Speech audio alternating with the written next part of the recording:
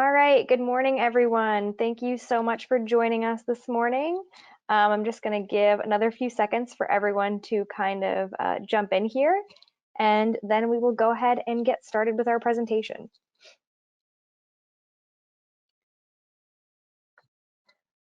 All right, welcome everyone. Thank you for joining us for our webinar today, Cybersecurity for the New Workplace. My name is Maddie Regis. I am the Marketing Content Coordinator for NetGain Technologies.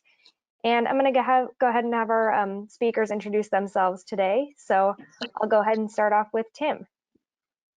Hello, everyone. My name is Tim Smoot. I am Senior Systems Engineer with Arctic Wolf. Been here for about a year and a half now. Been in the IT industry for way too long. Looking forward to spending some time talking about the topic today and working with Mr. Scott Logan. All right, thanks so much, Tim. And Scott, how about yourself? Yeah, thanks, Tim. My name is Scott Logan. I'm the Director of Security for NetGain Technologies, and probably a little longer in the tooth than Tim and how long I've been involved in computers and in the industry, but I look forward to today's discussion. Thank you. All right, thank you so much for joining us, gentlemen. Really appreciate you sharing your expertise with us today. So we're going to go ahead and get started with our first section, which is all about the rapid shift to remote work. So, last year in 2020, the pandemic hit. It was a very kind of mad dash to get everyone up and running so that they could be safe and healthy at home and still get their work done. But that definitely had some implications in terms of cybersecurity. So in March of 2020, phishing attacks just by themselves increased 131%, and cyber threats have really just continued to become more prevalent because this shift was so quick, and attackers are really trying to take advantage of the rapid change in our world over the past year. So let's go ahead and discuss some of these challenges that were created by this rapid shift. I'm going to go ahead and throw it over to Tim first. Why don't you speak to some of these talking points that are up on our screen here? Yeah, definitely. And honestly, the speed one is the big one for me. I've worked IT for many years. I actually ran a data center for a credit union up here in Ohio, and the thought process of being in the situation that a lot of these businesses were going from mostly working in a building and around each other, and then having to rapidly deploy into a remote work profile it brings up a lot of angst for me, even thinking back into those days. And really, the big things is the speed part of it isn't just about getting it done quickly. It's all of the support that goes along with that, right? So we quickly rolled out machines. We quickly put in place remote access protocols. We quickly updated applications. We did all kinds of things, and all of those we did very quickly. And the other two points that we have below there with respect to the education and the visibility side were also part of the penalty that goes along with quick. Anytime we do these things in rapid succession or without the planning or the quality control or the QA process that we're used to, it just stands to reason that we're going to miss things.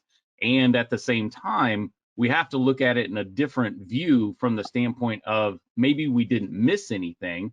It just doesn't apply to the way that we need it to be used now. So there's a lot of different aspects to that rapid remote deployment that got brushed over or didn't get adjusted to. Maybe that's a better way of saying it.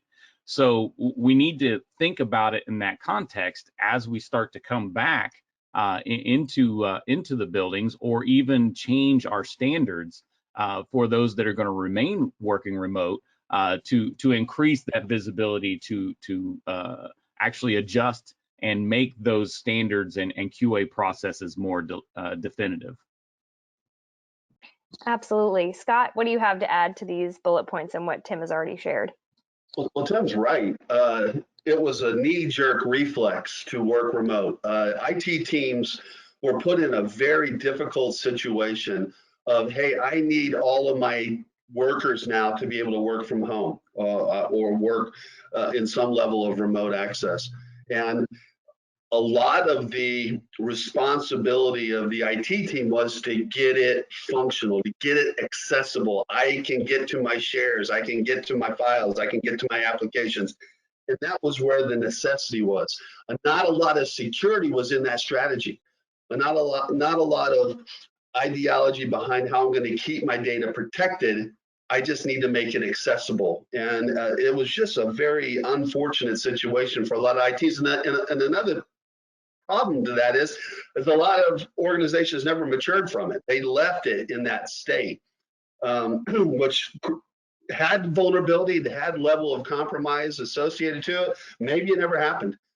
Maybe it did happen. That rise in phishing attacks certainly was something of evidence of working remote and the new amount of compromise, the new amount of vulnerability that existed in that, how that was delivered, and hackers recognized that and they took advantage of it in a lot of instances. So it's just a very unfortunate time for the IT teams to have to get that up quickly, to make it work, to make it accessible, but not necessarily make it secure.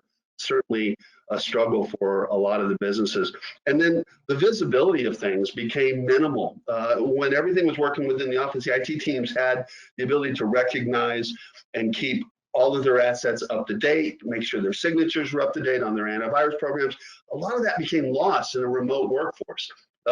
Either the home systems or wherever they were working remotely from didn't have the circuit or the bandwidth to be able to receive patching or receive their updates on a scheduled basis, or maybe they didn't work within the deliverable schedule, the deliverable window. They were shutting their systems down after the end of the day, and then those updates were coming in at 3 a.m.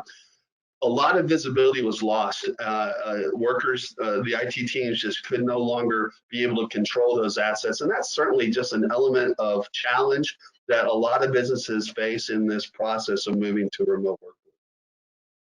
Absolutely. Tim, could you speak just a little bit more to the education on end users? How did the shift to remote work kind of affect the security from an end user standpoint? Sure, you have kind of that when you're all in a building and you're looking over each other's shoulders and you do a little bit of that water cooler talk and things of that nature, there's a certain amount of herd immunity that goes along with that. Also, the thought process that the IT guys could walk around at any time is certainly part of our mentality when we're sitting in a building, right?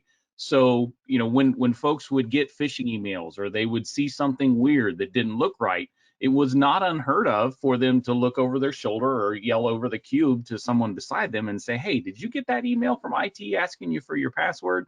And even if they did get it, someone else would be like, dude, IT told us they'll never ask us for our passwords. That's got to be a phishing email, right? So there's a certain amount of that goes along with just being in a building and used to working amongst each other. When you all go remote and we spread out as we did for this rapid remote situation that COVID triggered, you lose that. And it's not that anyone has a defined thought process of ignoring the things that they used to see and react to appropriately. It's that they don't have kind of that reverberation effect or that ripple effect that goes through the building or the floor or the office when things that aren't supposed to happen do happen.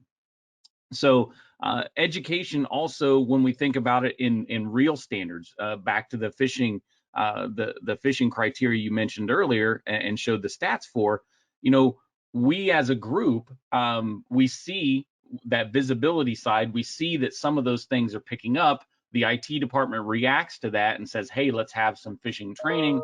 Some of that even was lost because you know, IT is dealing with other things. They're trying to focus on keeping the business operational and things of that nature. So some of the reactive type methodologies that we would have in place didn't happen simply because that visibility was pivoted to something else. So there's a lot of education part of it that we already had in place that we couldn't leverage. So that's one part of it. And then there's a new education reality that we need to embrace that was not a priority and wasn't even thought of simply because they were too busy trying to keep the business running. So those are things that affect everybody in a normal situation. When we go and we amp it up in a COVID type situation, it's just exponentially more challenging. Absolutely. Scott, anything to add to that real quick? No, that's absolutely correct. When everything shifted to remote work, when people started working from home, they were no longer in the office. Their mindset dropped a little bit. Their level of understanding and protection diminished. They relaxed, and that's why phishing attacks rose, and that's why they were quite successful, is because they were no longer in that office place, and just that mindset had changed with the user, and that was one of the challenges that Tim mentioned that the IT team just struggled with. Is like, hey, we made the shift, but we didn't re-educate, we didn't repopulate that information in their heads so that they're aware of what type. Okay, so I guess moving forward, how we're going to be staying secure. There's going to be a change in how offices work. The process for a lot of individuals throughout the world are now to get their shots, to get their immunizations done, and businesses, especially business owners, are starting to reevaluate returning to office. And so this is going to be a shift. Again, we made the knee-jerk shift to move away from the office and work remote, but now there's going to be consideration of returning to the office and what are the challenges associated with that.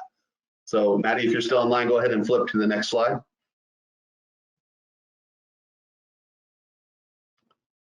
Right, so this particular stat, which I thought was very interesting from Tech Republic, says that 29% of employees say that they will quit if they have to go back to the office. I thought that was really kind of funny in the idea that I'm betting that's probably the younger workforce that has that ideology of, hey, I'm just not going to accept working working back in the office. As a matter of fact, I have seen a lot of people that have applied for jobs now that are starting to say they want to work remote. They do not want to work within an office. And I think this is becoming something that's going to have to be dealt with by a lot of business owners. Tim, any comment on that? Absolutely. That's something that I found interesting as well. You know, the options now I think are more definitive.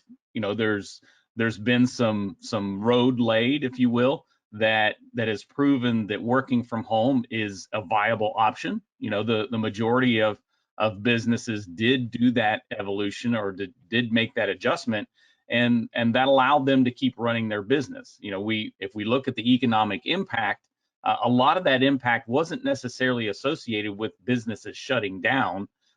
It was the impact of people not being able to get out and do the things that they normally did. The businesses, by and large, did stay open. They did keep working. They were at a diminished capacity, of course. And that's going to bring a lot of other economic thought processes into mind now, you know, where we think about if you're working in a downtown organization that has parking and things like that challenges for their end users, you know, those folks don't like fighting for a parking spot every day. So working from home for them is much more viable in many different ways. So the consequence or the reality that we're seeing from that shift is that people know that it's an option. What we have to keep in mind is the bad guys know that it's an option as well. So for them, their visibility is not going to change, right? They're still going to rely on the fact that businesses are going to allow this remote operation methodology to continue. And a lot of those businesses, to Scott's point earlier, a lot of those businesses are still trying to make those adjustments to support it more efficiently, more effectively, and certainly more securely. And it's going to take them time to make that adjustment. So the bad guys are going to capitalize on it. And I would say about 85% of them are counting on the fact that they're still going to have remote workers to hack. I think that's absolutely true. I do apologize, everyone. I'm back with us now. Everything's all right. So let's go ahead and with that that discussion of, this sort of transition to possibly having remote work be a permanent situation. I do have our first poll here, so let me bring that up. And it's just a simple question. What are your all's plans? The organizations that have joined us on the webinar today, what are your plans for remote work versus in person as the pandemic starts to improve and more people are vaccinated and all that? And Scott, why don't you talk a little bit about what NetGain's doing, and then I'll throw it to Tim to talk about what Arctic Wolf is doing. Sure. Well, currently, right now, we're all remote. We do have offices open, and we do have a spattering of people that come in. Our internal security network guys come in to make sure that our primary infrastructure stays optimum. We got like I said, a spattering of other workers that pop in, but we all practice proper social distancing. But everybody works remote. We took a great deal of effort in making sure that not only did we have all of the access available to our remote workers to be productive, but we also made sure that all of our models of connectivity were as secure as we could make them. So that's how NetGain is working right now. Tim, how are you guys doing it? Yeah, it's a different thought process, but effectively the same. A lot of the things that we do as an organization are remote anyway. Obviously, our sales force is always remote, but at the same time, the folks that support us and do a great job of doing so back in the offices are by and large working remote still. We are spread out across the country from an office standpoint. And the reality is the folks can go in the office, but there's a sign-in sheet, and we do keep that population in those offices low. With us being in different regions of the country, both in Texas, California, Idaho, as well as Minnesota, there's different regulations there as well. So at the end of the day, we're doing effectively the same thing you guys are at NetGain. We had the luxury, obviously, of having remote access features, functionality, and security already in place. So for us, that change wasn't as dynamic and wasn't as fraught with challenges as it would be for an organization that didn't really have a lot of remote type workers in the first place. Yeah, it looks like our situations for both organizations are very similar to everyone on the webinar. It looks like there's a lot of people considering sort of a hybrid of in-person or remote, which is essentially what both organizations have, even if it tends more towards remote at the moment. So, sure. Alrighty, so let's go ahead and move on to our next section, which is going to be discussing, what can the organizations that are joining us today, what can they do in terms of, how to secure their business as we kind of readjust and start to make changes as the pandemic improves. So the first scenario, which was in our poll, is some organizations are actually going completely back to in-person work, once their employees are vaccinated and once everything is safe to do so. So Scott, why don't you go ahead and just speak to some of the things that are on our screen here? Well, returning to office, that sounds so simple. That sounds like something that, hey, I'm going to open the office back up. Let's get all the employees back in here and let's just start working from the office again. Man, it cannot be more complicated. The IT team are very challenged in this effort. I assume that a lot of people on the call, IT related especially, understands what a NAC is, a network access control. Well, IT teams, you need to be a network access control now. You need to make sure that you exercise caution in bringing infrastructure that no longer may have the hardening and security levels associated to it back into your primary infrastructure. Quarantines should be established so that any element that's brought in, any laptop, any element of maybe a workstation was removed from the office and worked and installed in a home so they could work from home. Now I'm going to be bringing back that into my infrastructure. It should go through a quarantine process. That quarantine process should include vulnerability scanning to make sure that there is nothing that's been added to that machine while it was outside the office that now makes it compromised or now introduces a level of vulnerability to my infrastructure. All of the patching should be executed against that system to make sure that it's got the latest updates on it. Signatures updated to antivirus systems. These all may be delayed when they were in a remote workforce situation. And now we're bringing it back into our infrastructure. That's what a network access control system does. It makes sure that it meets the requirements before it's allowed to be added to my infrastructure. IT team, that's you now. You have to go through that process. So a quarantine to be able to control those devices before they're added. You don't know where those devices have been. You don't know who's touched them. Have the kids got on them and added games and played on those systems and made them now a level of weakness before they can be plugged back into my primary infrastructure. Those need to be figured out and isolated and controlled before they're brought back into the infrastructure. And then there needs to be a re-education to the employees. You're not working from home anymore, you're working in the office. There's things that have to be done that is more strategic to security than you maybe are practicing while you were remote. And that's unfortunate, but that's the way it is. So a re-education to employees about how to work in the office securely is a process that needs to be developed and delivered to the employees so that they understand exactly what their responsibilities are returning to the office. A lot of offices have been down now for a year.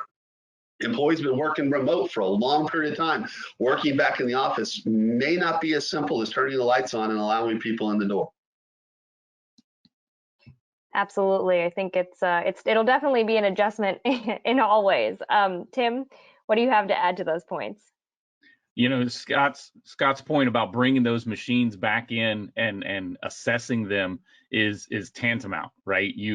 The other part of that quick part that I left out earlier that is very relevant is, you know, as all these organizations started moving to remote work, you know, getting access to laptops and desktops and hardware and things of that nature was difficult because everybody was buying it, right? And supply was low. So they were going into their closets and pulling out these mothballed laptops and desktops and things of that nature that they put in that closet for a reason, right? There was a reason why it was no longer supported, but they had to do what they had to do, and I completely understand that. However, if those machines were mothballed for a reason, they probably should be mothballed again at the first opportunity. There's a lot that goes along with security, not necessarily from a standpoint of are you employing the latest patches, are you employing the latest updates and things of that nature.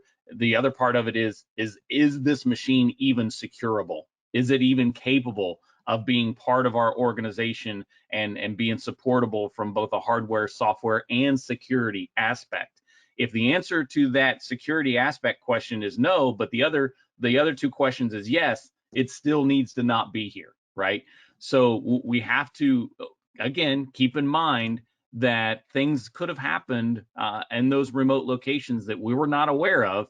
And if we're using that device or continuing to use that device, once it comes back into the organization, there could be things in there that not only aren't detectable because they've gone to sleep for a certain amount of time, but more importantly, couldn't be preventable anyway because of the inability of that device to be secured. So we have to raise those standards back up to where they were supposed to be in the beginning, and employ those kind of protections from the giddy up.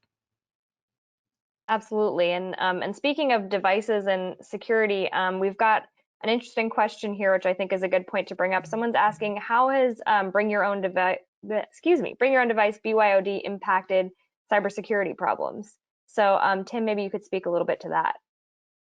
Yeah, it was another part of the pivot, right? I think traditionally before COVID, bring your own device typically meant a cell phone or a tablet.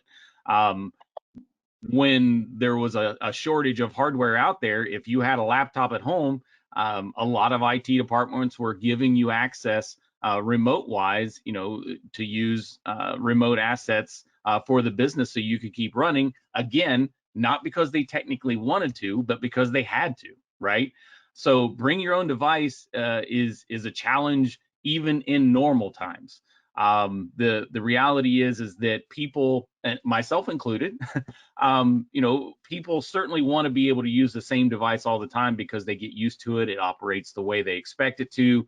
It has the things they like on it, their backgrounds, the pictures of their kids, all that kind of stuff is part of what makes working on that device doable, right? At the end of the day, though, most of those deviations, most of those changes that a person uses on their own device are not security focused. In a lot of ways, they could compromise security.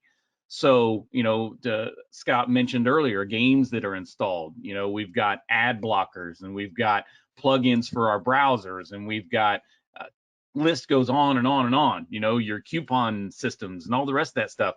The vast majority of those neat things are open doors, and they are abused all day long, every day.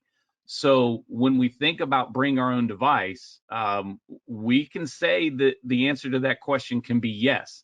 But at the end of the day, that device should be more like the corporate device than it is about the person's, right? So you can tell those end users that want to use their personal laptops, sure, you can use it, but there's going to be some changes. And if you don't like that, then no, you can't use it. So those standards that Scott's mentioned a couple times would apply in that context, and you can't back down. You've got to maintain that requirement. Right, always staying diligent. Well, thanks for that question. I think that was a great point to bring up. So now that we've kind of covered the in-person scenario, let's go ahead and discuss what the majority of individuals who answered our poll are going to be doing, which is a hybrid work environment. So Tim, why don't you kind of talk about the risks associated with this, and the fact that just because you got lucky essentially with not getting hit with an attack, it doesn't mean that you're totally safe and good to go now with this new hybrid work environment from cyber threats. Yeah, definitely. We use the analogy in the office of being in a concrete room and someone shot a bullet, right? The ricochet methodology is very relevant here. You could stand in that room for minutes, seconds, milliseconds, hours, and that bullet never hits you, assuming, of course, all of the different E equals MC squared stuff. But at the end of the day, the analogy is still real. The truth is that every day in the news, we can read many of the folks that have been hit by any number of different cyber threats, right? Obviously, ransomware is a big thing, top of mind for a lot of folks. Phishing is so common now, people even ignore it to a certain degree. The list goes on and on. Some of those are attacks on control systems and IoT devices. So when we think about all of the different threat surfaces, and then we think about this visibility that's required to protect all of those, one of the big challenges that comes to mind for me in a hybrid type thought process is now you have a lot of people in the office. So that means you have to protect it the way you did before everyone left. You probably should have never adjusted anyway, but let's just assume for a moment you did.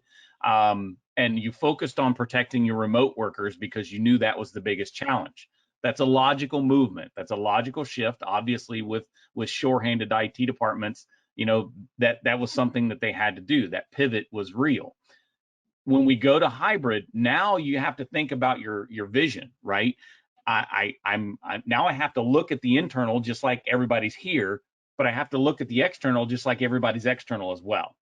These are crazy large challenges, right? The way that you look at things, the way you process the data, the way you look for indicators of compromise and protection mechanisms and vulnerability deployment or vulnerability elimination deployments, all of those become much more complex.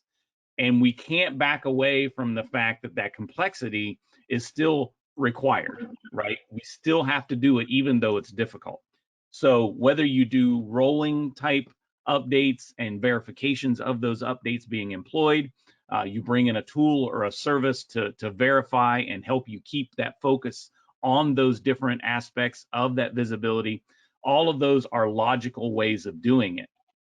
But we can never assume or eliminate from our thought process the fact that the complexity is still the main problem, right? The problem isn't that people use computers. The problem isn't that people surf the web. The problem isn't that you're running a business.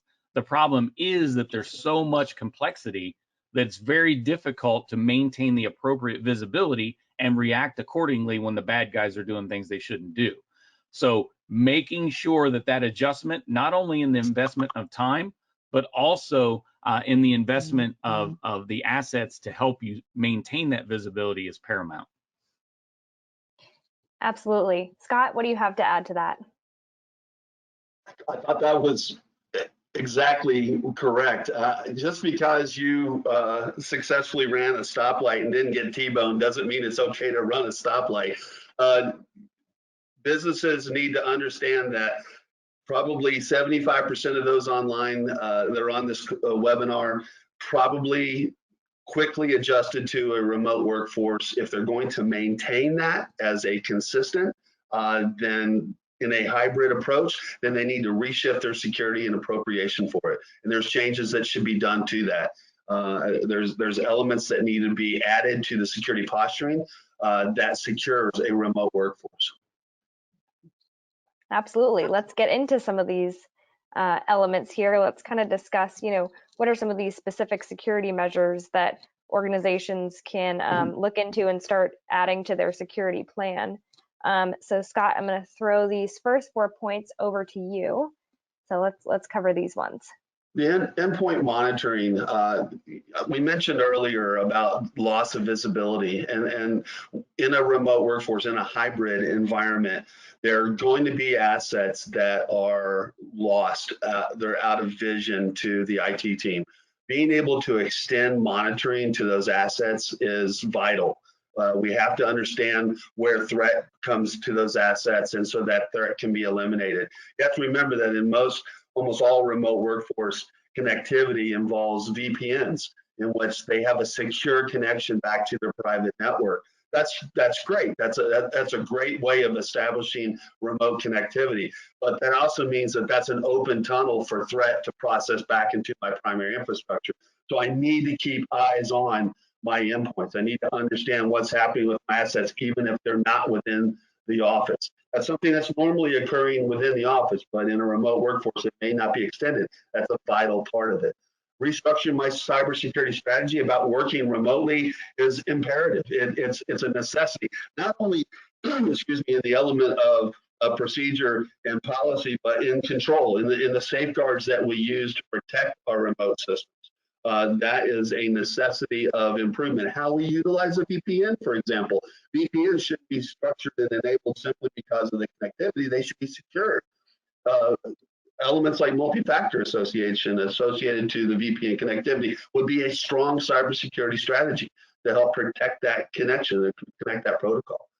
Access to in-office equipment becomes challenging in a remote workforce. Being able to get to fax machines, be able to get to printers in the office that are a necessity to deliver information or print information for those that are in the office may become something that is a challenge. And in a hybrid approach, there are strategies around that have to be adopted so that connectivity, that way to work within in-office equipment becomes acceptable and available in a hybrid approach.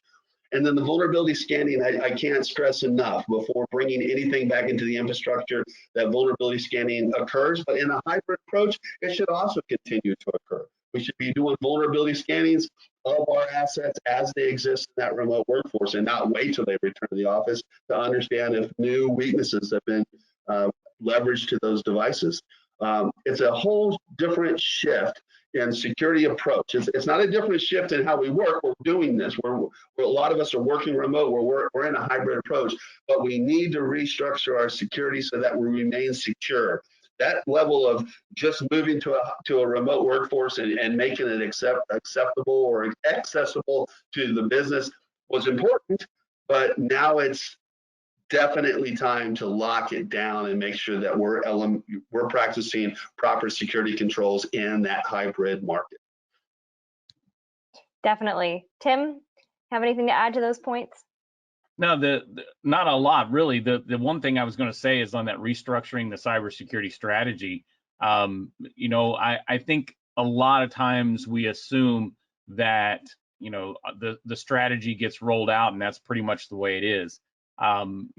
Everything in the IT mindscape or thought process evolves. It does. There's no exception to that.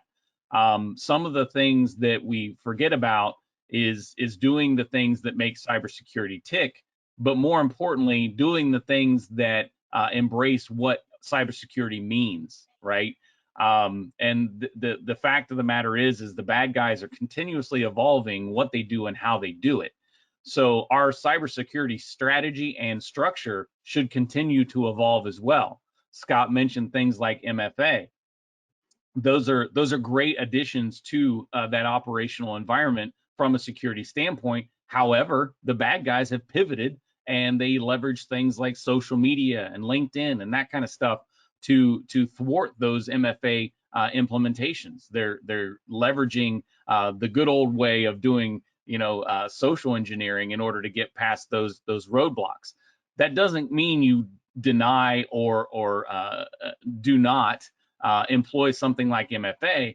It means that you don't assume that because you have it in place that you're protected. We still have to monitor, we still have to maintain, we still have to evolve. So keeping those thought process from an evolutionary standpoint are great. Scott's point about accessing the office equipment, some of the things that we did because we had to. There are methodologies, there are ways to lock down that office environment, but still provide access to that media or that data in a remote location completely securely. So now we have the ability to go back and say, hey, that was a little bit too much for us to bite off at that point during the COVID shift. Now we have the ability to leverage these things. Let's do VDI instead of VPN. Let's do transported printing, secure printing methodologies instead of just moving it across the VPN lines. There are different ways to do these things, and we can embrace those, and they're not really hard to implement as well. So they increase our cybersecurity posture, and they decrease our exposure, and they don't limit our functionality from a business standpoint. That's a big, big deal. Right. It's all about finding that balance, right? Exactly. Alrighty, so we've got a few more security considerations. Obviously, this is not comprehensive, everybody, but Tim, I'm going to have you speak to these points, and then I'll have Scott kind of add anything he has to add. Honestly, we've kind of touched on these already, but the reality is that we really need to understand really the transport of our information, right? In that remote worker thought process, just like I said, we emphasize that accessibility thing because we wanted to keep these businesses operating. There's absolutely zero people that should be calling people on the carpet for that, because that's what we needed to do. However, we also need to understand that the ways that we did things for capability aren't really possibly the right ways to do it long term. Take that breath, take that ability, work with folks like NetGain and Arctic Wolf and other resources, friends, peers. Talk about the ways that you're doing things and the way they're doing things. Learn from each other and do those adjustments in a way that's informed as opposed to knee-jerk. One of the things that I brought up in a previous webinar is that, as the COVID thing kicked off, a lot of the tools and functionality that were needed in order to support that remote workforce were already on the market. Some of them were a little less understood or well known, but a lot of them were already there. But that didn't keep hundreds of different little pop-up overnight type applications from showing up, and they are priced at exponentially lower value than some of the tried and true methodologies that have been out there. Folks were still trying to get this done. They were trying to do it quickly. Obviously, dollars and cents is something that everyone has to worry about all the time, no matter how much we say we don't. At the end of the day, they may have put something in place that was not really the right tool for the job, right? It may be insecure, it may be unsupported now. Someone just put it on the market to make a quick buck and then bugged out. So those are the times, those are the things we need to reassess, and we can use the professional capabilities of the expertise of folks like NetGain to reevaluate those things. We can talk to our peers and things of that nature to see some of the better choices in that stead. Multi-factor is a great example of exactly that. The number of multi-factor solutions that were on the market before COVID was about this big. The number that were on the market about 3 months after was this big, right? Not all of those are good tools. Not all of those are appropriate ones to put in place, even though they may be the cheapest. So just like everything else, what are the 3 things you can do? Cheap, easy, and efficient, but you got to pick 1 or 2. You can't have all 3. So unfortunately in the IT world, that's reality, right? We already spoke to the adjustments with things like firewalls and remote access and VPNs that we put in place that worked, right? They did the job. Now it's time to reevaluate those. Sometimes the way the rule set in a firewall is laid out is the actual complexity. It is the problem. Sometimes we need to limit that rule base. We need to reorder the rules to make those things more effective and more efficient. And, I can't stress it enough.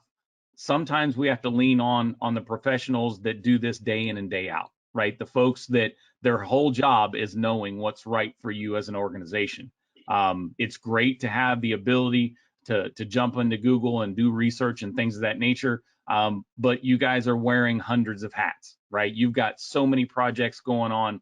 Lean on these folks, let them do their job, let them focus on getting the right answers to you expediently, effectively, and then also to roll them out in a way that benefits your security posture. Absolutely. I think that's a great way to start to wrap things up here. Scott, do you have anything to add to these final points? No, just addressing the C's that are in the room. Give your IT team a break. They don't do everything. There are things that are outside of their responsibility. Security is probably one of them.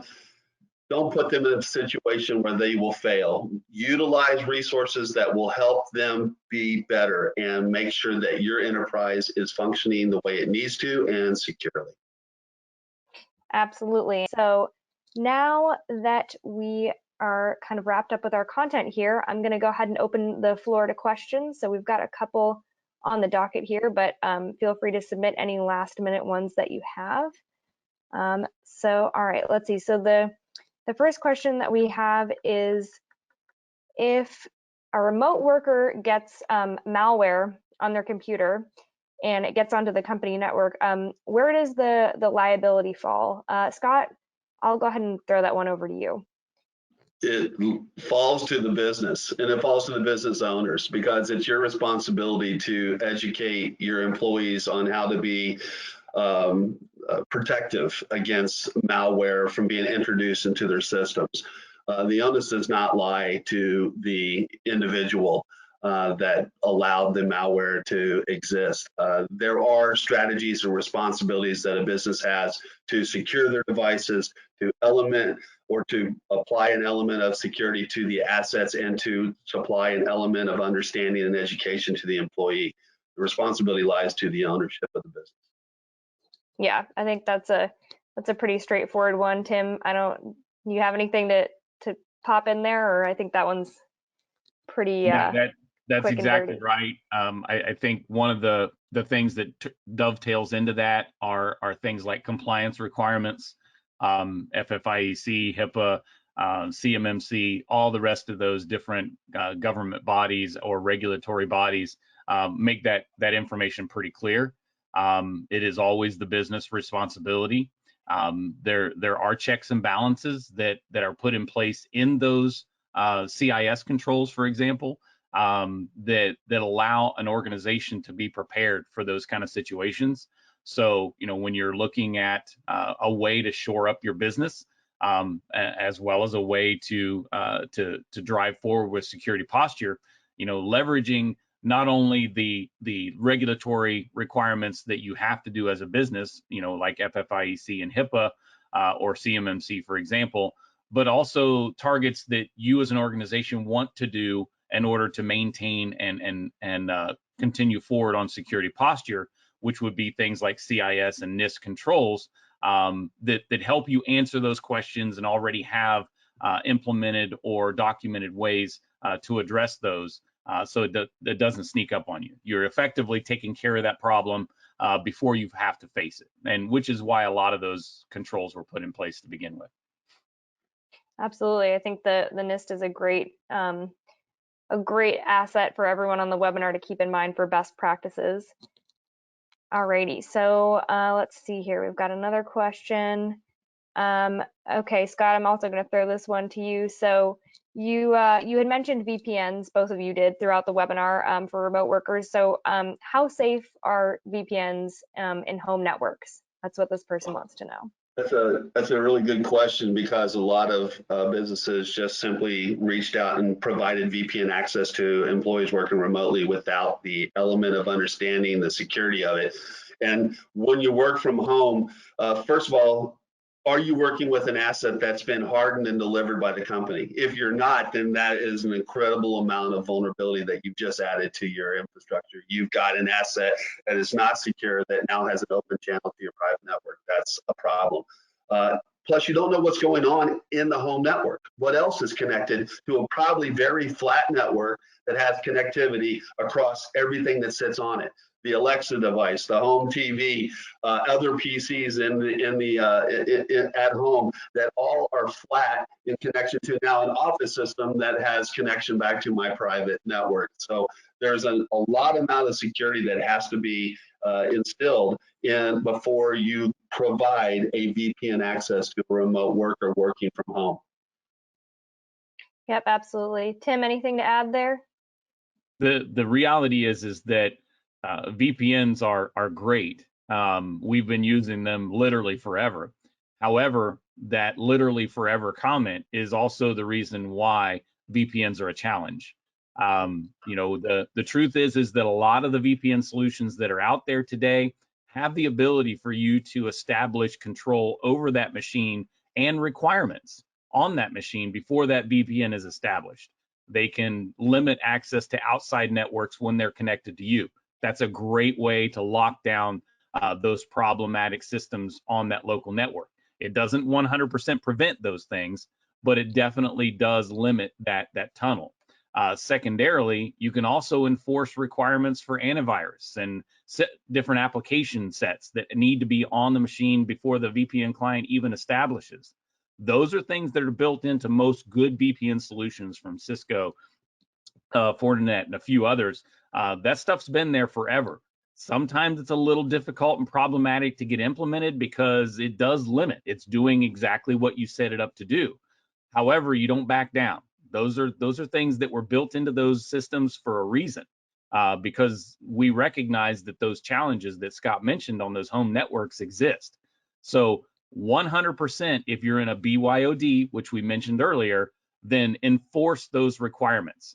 If your IT department isn't enforcing those right now, it needs to happen this week.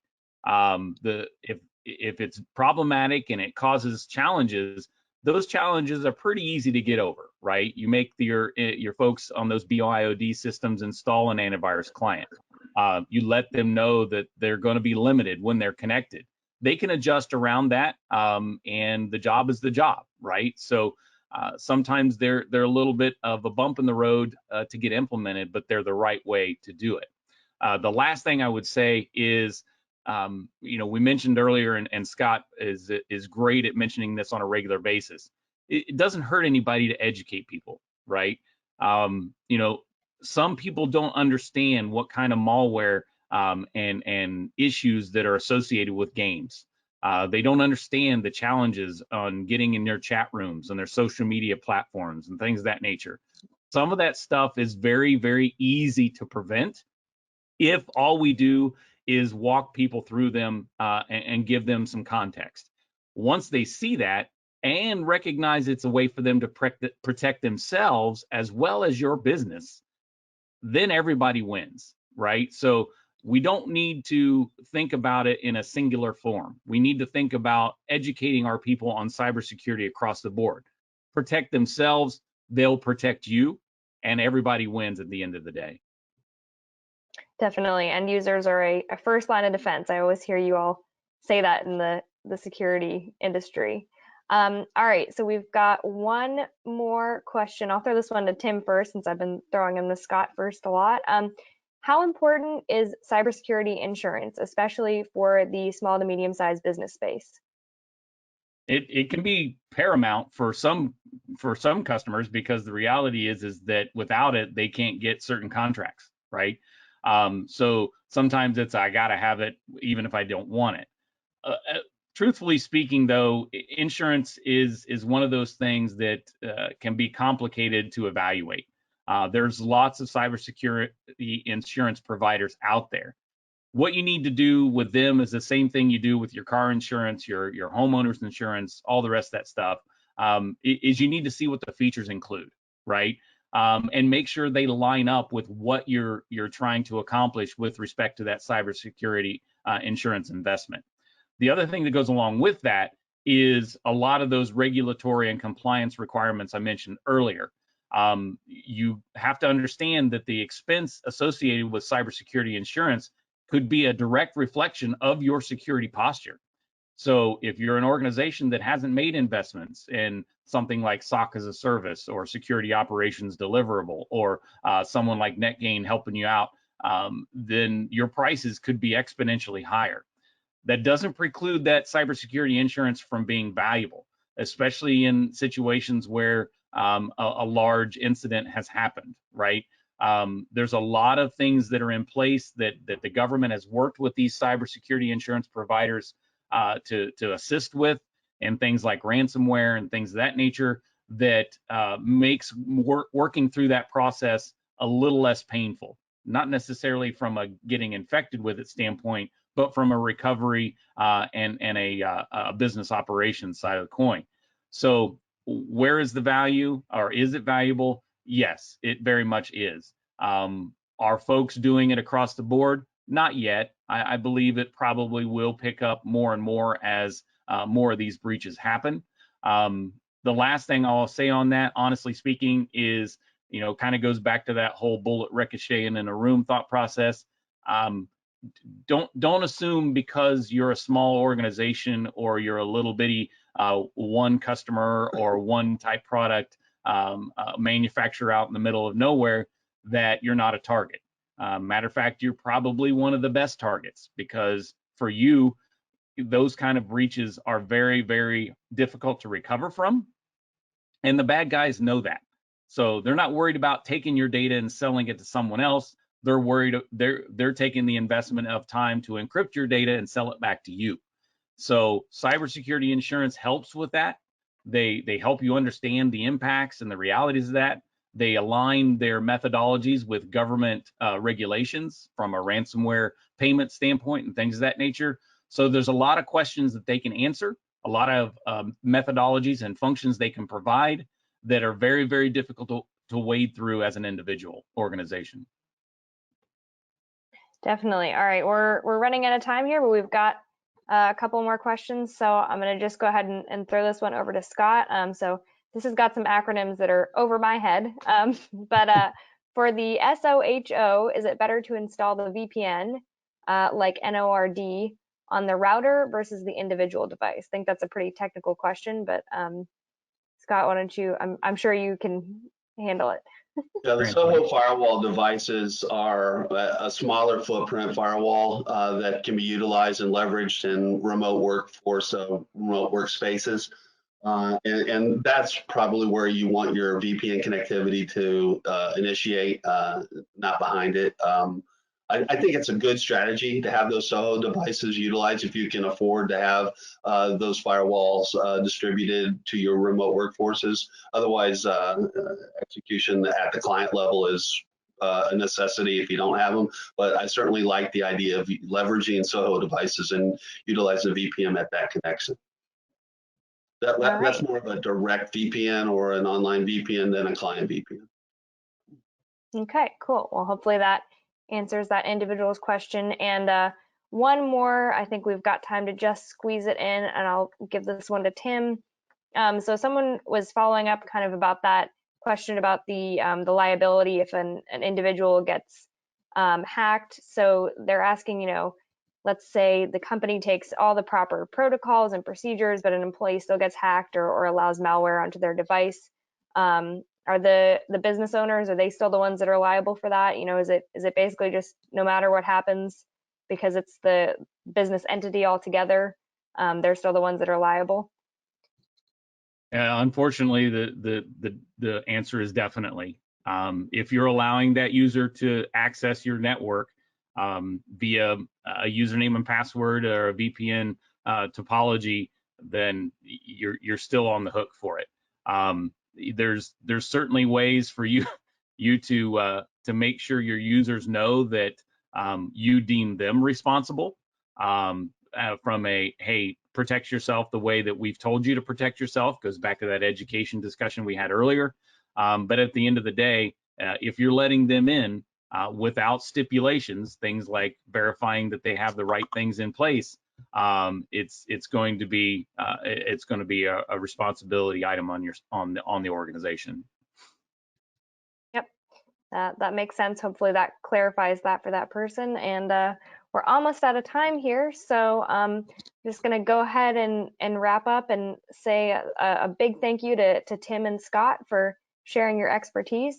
Thank you to everyone in the audience for participating. Those were some great questions that we got there. Hopefully they were helpful to the individuals that asked them and everyone else as well. If you have any other questions, feel free to reach out to us at the information on the screen. Thanks so much, everyone. Have a great rest of your day.